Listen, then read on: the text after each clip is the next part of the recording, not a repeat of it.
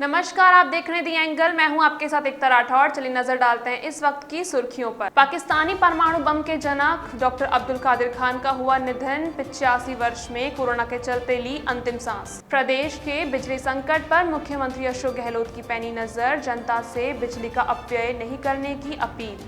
बिजली संकट को लेकर भाजपा ने कांग्रेस सरकार पर साधा निशाना। कहा, अब गहलोत सरकार का बत्ती गुल होने का आ गया समय। आईपीएल 2021 का फेज 2 पहुंचा अपने आखिरी पड़ाव पे। क्वालीफायर मुकाबले में चेन्नई सुपर किंग्स और दिल्ली कैपिटल्स होंगे आमने सामने। पाकिस्तानी परमाणु बम के जनक डॉक्टर अब्दुल कादिर खान का आज निधन हो गया। उन्होंने 85 वर्ष की उम्र में अंतिम सांस ली। कोरोना होने के बाद अब्दुल कादिर खान पिछले दिनों जिंदगी और मौत से जूझ रहे थे। भारत के भोपाल में जन्मे अब्दुल कादिर खान को पाकिस्तान में मोहसिन पाकिस्तान यानी पाकिस्तान का रक्षक भी कहा जाता था। वहीं खान के निधन पर पाकिस्तानी पीएम इमरान खान ने दुख जताया है। 2 साल से हज यात्रा की राह देख रहे लोगों के लिए खुशखबरी है। केंद्र सरकार ने इस साल हज यात्रा के लिए तैयारी शुरू कर दी है। केंद्रीय अल्पसंख्यक मामलों के मंत्री मुख्तार अब्बास नकवी ने मुंबई स्थित हज हाउस में ऑनलाइन बुकिंग केंद्र के उद्घाटन के दौरान कहा कि भारत में 2022 की हज यात्रा की पूरी प्रक्रिया 100% डिजिटल होगी। हालांकि इस घोषणा 21 अक्टूबर को होने वाली समीक्षा बैठक के बाद की जाएगी।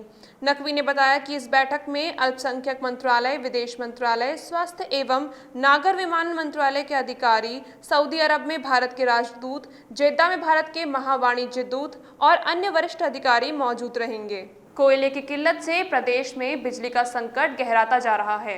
इसके चलते ग्रामीण से लेकर शहरी इलाकों तक में कटौती हो रही है। हालांकि इस पूरे मामले पर मुख्यमंत्री अशोक गहलोत से लेकर ऊर्जा मंत्री बीडी कल्ला तक नजर बनाए हुए हैं। सीएम गहलोत पहले ही जनता से बिजली का कम से कम उपयोग करने की अपील कर चुके हैं। प्रदेश में बिजली संकट को लेकर भाजपा ने राज्य सरकार पर निशाना साधा है। विधायक वासुदेव देवनानी ने कहा कि कांग्रेस सरकार के आर्थिक और ऊर्जा क्षेत्र में कुप्रबंधन के कारण प्रदेश में बिजली संकट पैदा हो गया है। सरकार ने कोयला कंपनियों को समय पर कोयले का भुगतान नहीं किया, जिससे बिजली संयंत्रों को कोयला मिलना बंद हो गया। नतीजन प्रदेश के सभी गांव, कस्बे और ढाणी अंधेरे में डूब गए हैं। लगता है अब गहलोत सरकार की बत्ती गुल होने का समय आ गया है। देवनानी ने कहा कि प्रदेश में उत्पन्न बिजली संकट के लिए सीधे तौर पर कांग्रेस सरकार जिम्मेदार है। लखीमपुर खीरी घटना को लेकर कांग्रेस सरकार लगातार मोदी और योगी सरकार पर हमलावर है।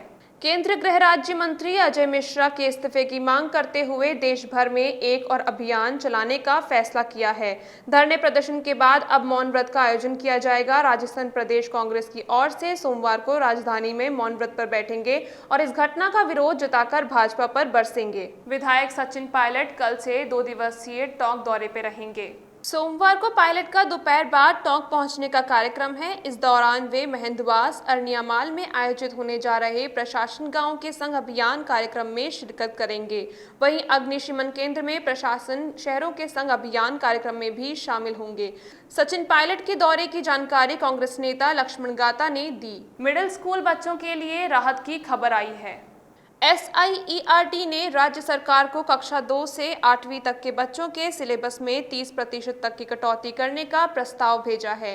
राज्य सरकार की मंजूरी के बाद 30% कोर्स कम हो जाएगा। वहीं कटौती के साथ ही शिक्षा विभाग से संशोधित सिलेबस भी जारी होगा। फतेहगढ़ तहसील के श्री देगराय मंदिर औरण की 2 दिवसीय परिक्रमा की जा रही है। देगराय ट्रस्ट की ओर से की जा रही इस 60 किलोमीटर परिक्रमा में विभिन्न क्षेत्रों से भक्तगण, ग्रामीण और पशुपालक शामिल हुए हैं। यह परिक्रमा प्राचीन औरण को बचाने और जनता को औरणों के महत्व के प्रति जागरूक करने के लिए की जा रही है।